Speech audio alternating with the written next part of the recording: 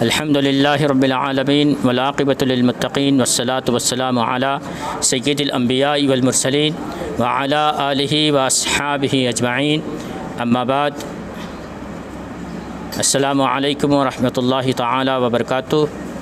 میں خواجہ خواجگاں خواجہ امین الدین اعلیٰ شیر خدا معشوق ربانی رحمۃ اللہ تعالی علیہ کے دربار سے آپ لوگوں کی خدمت میں حاضر ہوں، اور میں خانوادہ خواجہ خواجگاں خواجہ امین الدین اعلیٰ شیر خدا معشوق ربانی کی طرف سے تمام عالم اسلام کو دل کی گہرائیوں سے عید الاعیاد، عیدوں کی عید میلاد النبی کی ڈھیر ساری مبارکبادیاں دیتا ہوں کہ اللہ تبارک و تعالی ہمیں بار بار میلاد منانے کی توفیق عطا فرمائے۔ آج سرکار دو جہاں صلی اللہ تعالی علیہ وسلم کی ولادت باسعادت کا دن یعنی 12 ربیع الاول شریف ہے۔ حضور اکرم صلی اللہ تعالی علیہ وسلم کی آمد کا دن ہے۔ یہ ہمارے لیے خوشیوں اور مسرتوں کا دن ہے۔ ہمیں چاہیے کہ اس دن خوب ڈھیر ساری خوشیاں منائیں۔ ہمارے یہاں خواجہ خواجگاں خواجہ امین الدین اعلیٰ معشوق ربانی کے آستانے سے تقریباً 35-40 سال سے ہمارے یہاں حضور اکرم صلی اللہ تعالی علیہ وسلم کے موئے مبارک کی زیارتیں کرائی جاتی ہیں۔ الحمدللہ خواجہ خواجگاں کے اس مبارک آستانے میں ہم میلاد مبارک کا اہتمام موئے مبارک کی زیارت سے کرتے ہیں اور کرواتے ہیں۔ اللہ تبارک و تعالی ہماری اس خدمت کو قبول فرمائے، اور یہ موئے مبارک ہمارے پاس آنا اور موئے مبارک کی حضور اکرم صلی اللہ علیہ وسلم کی موئے مبارک کی زیارت کروانا، اس میں ہمارا کچھ عمل دخل نہیں ہے، بلکہ میں اس کو میرے جد کریم خواجہ خواجگاں خواجہ امین الدین اعلیٰ معشوق ربانی کی ایک بڑی کرامت سمجھتا ہوں نہیں بلکہ یہ یقیناً ایک کرامت ہے۔ خواجہ امین الدین اعلیٰ نے ہمیں اس عظیم معجزہ رسول حضور اکرم صلی اللہ تعالی علیہ وسلم کے بال مبارک اور موئے مبارک کو عطا کیا۔ یہ اللہ تبارک و تعالیٰ کا بڑا شکر و احسان ہے کہ ہم موئے مبارک کی میلاد کی اس بابرکت ساعتوں میں حضور اکرم صلی اللہ علیہ وسلم کے موئے مبارک کی زیارت سے بہرہ مند ہیں۔ یہ معجزہ ہے اللہ کے رسول صلی اللہ علیہ وسلم کا۔ دنیا کے جتنے بال ہیں، جتنے عام لوگوں کے بال ہیں، ان کا بال نہ گڑتا ہے، جسم سے جدا ہونے کے بعد نہ کٹتا ہے نہ بڑھتا ہے، جتنا کٹتا ہے اتنا ہی رہتا ہے۔ لیکن سرکار دو جہاں صلی اللہ تعالی علیہ وسلم کا یہ معجزہ ہے کہ حضور علیہ الصلوۃ والسلام کا یہ بال مبارک، حضور علیہ الصلوۃ والسلام کا موئے مبارک، یہ حضور علیہ الصلوۃ والسلام کے تن سے جدا ہونے کے بعد بھی زندہ ہے، اور اس آثار مبارک میں نمو کی صلاحیت ہے۔ نمو کا مطلب ہوتا ہے بڑھنے کی صلاحیت ہے۔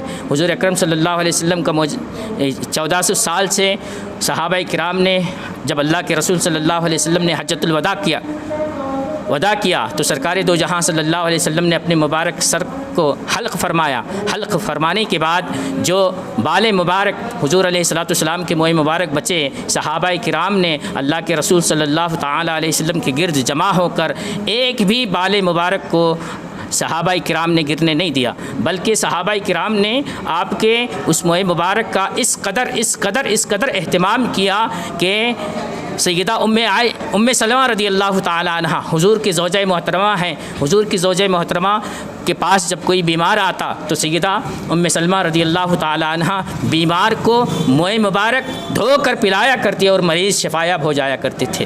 حضرت خالد بن ولید رضی اللہ تعالی عنہ کا حال یہ تھا، جب آپ کسی جنگ میں جاتے تو آپ کے سر پہ ایک ٹوپی ہوا کرتی، اس ٹوپی میں سرکار حضرت خالد بن ولید نے موئے مبارک کو سی کر رکھا تھا۔ وہ ٹوپی پہن کر حضرت خالد بن ولید رضی اللہ تعالیٰ عنہ موئے مبارک کی برکت لے کر جاتے، اور حضور حضرت خالد بن ولید سیف اللہ کہلائے، اور پھر حضرت خالد بن ولید رضی اللہ تعالیٰ عنہ جس جنگ میں جاتے حضرت خالد بن ولید کامیابی کے ساتھ لوٹا کرتے تھے۔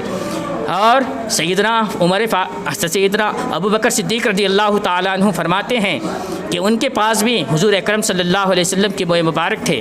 رات میں صدیق اکبر رضی اللہ تعالیٰ عنہ رات میں اچانک دیکھتے ہیں کہ ان کے گھر سے کسی مخصوص جگہ سے تلاوت قرآن کی آوازیں آ رہی ہیں۔ اللہ کے رسول حضرت ابوبکر صدیق رضی اللہ تعالیٰ عنہ جہاں آواز قرآن کی تلاوت کی آواز آ رہی تھی، سیدنا ابوبکر صدیق رضی اللہ تعالیٰ عنہ پہنچتے تو کیا دیکھ رہے ہیں کہ جہاں انہوں نے حضور اکرم صلی اللہ علیہ وسلم کا موئے مبارک رکھا تھا وہاں سے تلاوت قرآن کی آوازیں آ رہی تھی۔ تو حضرت ابوبکر صدیق رضی اللہ تعالیٰ عنہ نے پوچھا حضور اکرم صلی اللہ علیہ وسلم سے کہ یہ آوازیں کس کی تھی؟ سرکار دو جہاں صلی اللہ علیہ وسلم نے فرمایا کہ میرے موئے مبارک کے اطراف فرشتے قرآن مجید کی تلاوت کرتے ہیں۔ ہاں، یہ بڑی باعظمت اور باکرامت یہ ہے کہ اس موئے مبارک کا اہتمام جو ہے حضور اکرم صلی اللہ علیہ وسلم کے زمانے سے، صحابہ کرام کے زمانے سے آج تک چلا آ رہا ہے۔ بیجاپور میں ہمارے پاس موئے مبارک کی زیارت کرائی جاتی ہے، اس کے دیگر علاقوں میں کرائی جاتی ہے۔ آثار مبارک جو آثار محل کے نام سے مشہور ہے، وہاں پر بھی حضور اکرم صلی اللہ تعالیٰ علیہ وسلم کا موئے مبارک تقریباً 400 سال سے وہاں موئے مبارک رکھا ہے۔ لوگ عاشقان رسول آثار محل جاتے ہیں اور موئے مبارک کی فیوز و برکات سے مالا مال ہوتے ہیں۔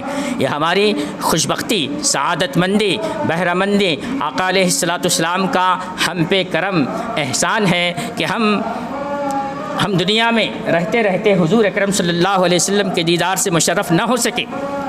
ہمارے گناہوں میں، ہماری سماعتوں میں، ہماری آنکھوں میں، ہماری بصارتوں میں اللہ تبارک و تعالیٰ نے وہ طاقت و قوت نہیں عطا کی کہ ہم حضور اکرم صلی اللہ تعالیٰ علیہ وسلم کو دیکھیں۔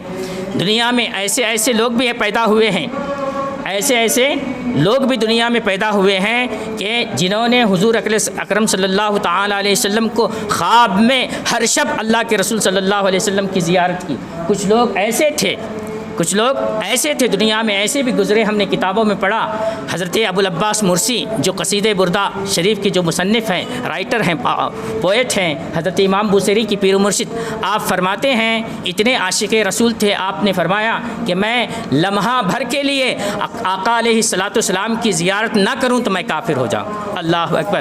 حضرت میران شمس الاشاق خواجہ خواجگاں خواجہ امین الدین اعلیٰ کے دادا محترم حضرت میران شمس الاشاق کا حال یہ تھا کہ وہ ہمیشہ ہر شب اللہ کے رسول صلی اللہ تعالیٰ علیہ وسلم کی زیارت کیا کرتے تھے، اور حضور علیہ السلام ہی کے حکم سے ہمارا خانوادہ میران شمس الاشاق برہان الدین جانم خواجہ امین الدین اعلیٰ حضور کے حکم سے مدینہ منورہ سے یہاں آیا، اور مدینہ منورہ سے ہم یہاں آ کر تقریباً 500 سال سے زائد کا عرصہ ہوا۔ اس کے بعد والد گرامی حضرت پیر و مرشد سید شاہ صابر حسینی صاحب قبلہ پر خواجہ امین الدین اعلیٰ کا کرم ہوا، رسول اللہ صلی اللہ تعالیٰ علیہ وسلم کی نگاہ فیض سے انہیں موئے مبارک عطا ہوا، اور جب سے تقریباً آج 35 یا اس سے زیادہ سال ہونے کو ہیں ہمارے یہاں موئے مبارک کی زیارت کا اہتمام ہوتا ہے۔ ہم دعا کرتے ہیں اللہ تبارک و تعالی ہمیں زندگی بھر ادب و احترام کے ساتھ اس بابرکت موئے مبارک کی خدمت کرنے کی توفیق عطا فرمائے۔ جو کچھ میرے کہنے سننے میں غلطی خامی ہوئی، اللہ اپنے حبیب علیہ السلام کے صدقے ہماری غلطیوں کو، خامیوں کو معاف فرمائے۔ وآخر دعوانا الحمدللہ رب العالمین۔ میں سید شاہد امین حسینی چشتی قادری ازہری فاضل جامعۃ الازہر شہزادہ خواجہ خواجگاں خواجہ امین الدین اعلیٰ شیر خدا معشوق ربانی بیجاپور سے۔ السلام علیکم ورحمۃ اللہ وبرکاتہ۔ اعوذ باللہ من الشیطان الرجیم، بسم اللہ الرحمن الرحیم، نحمدہ و نصلی علی رسول کریم۔ السلام علیکم ورحمۃ اللہ وبرکاتہ۔ اللہ آپ کو اور عالم اسلام کو عید میلاد النبی صلی اللہ علیہ وسلم جو عیدوں کی عید ہے، آپ کو مجھے سب کو مبارک ہو، مبارک ہو، مبارک ہو۔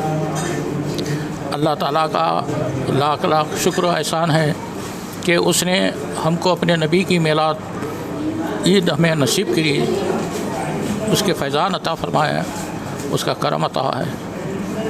اس کے ساتھ ساتھ جو ہے ہمارے اس گھر میں، اس خانقاہ میں کئی سالوں سے یہ آثار مبارک کا زیارت صبح 9 بجے سے رات کے 11 بجے تک زیارت ہوتی ہے، اور مغرب کے بعد جو ہے عورتوں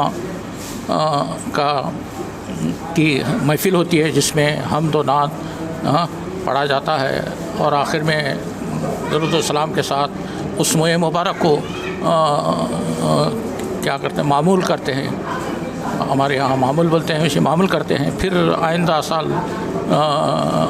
سال جو ہے پھر اسی عید میلاد کے موقع پر 12 ربیع الاول 12 ربیع الاول کو ہی کھولتے ہیں، کوئی انگریزی دوسری تاریخوں میں نہیں، بلکہ دن کوئی بھی ہو، لیکن تاریخ جو ہے عید میلاد النبی 12 ربیع الاول کو ہی بتایا جاتا ہے، اور بتاتے ہیں ہمارے والد ہے، تایا ہے، اور دوسرے ہمارے بزرگاں جو اس مجلس کو کامیاب کرے، اور ہمارے معتقدین مریدین عام مسلمان جو ہے اس کی زیارت سے فیضیاب ہوتے ہیں، کس کا کیا کام ہوتا ہے، کس کا کیا کام ہوتا ہے، آئندہ سال تک ہر ایک کی مراد اللہ تعالیٰ اپنے نبی کے مبارک کے صدقے میں اللہ تعالیٰ قبول کرتا ہے۔ کس کی شادیاں ہوتے ہیں، لڑکیاں کی اولاد ہے، یہ بہت سارے مسائل ہیں، اللہ تعالیٰ اپنے نبی کے صدقے میں، اپنے نبی کے آل و صحاب کے صدقے میں، اپنے نبی کے منہ مبارک کے صدقے میں پورے فرماتا ہے۔ اللہ تعالیٰ مجھے اور آپ کو اس میلاد کی قدر کرنے کی توفیق عطا فرمائیں، اس کے فیض حاصل کرنے کی توفیق عطا فرمائیں۔ میں آپ سے رخصت ہوتا ہوں۔ السلام علیکم ورحمۃ اللہ وبرکاتہ۔ وما ارسلنا الا رحمۃ للعالمین، وما ارسلنا الا رحمۃ للعالمین، وما ارسلنا الا رحمۃ للعالمین۔ الصلاۃ والسلام علیکم یا رسول اللہ صلی اللہ علیہ وسلم، برحمتک یا رب۔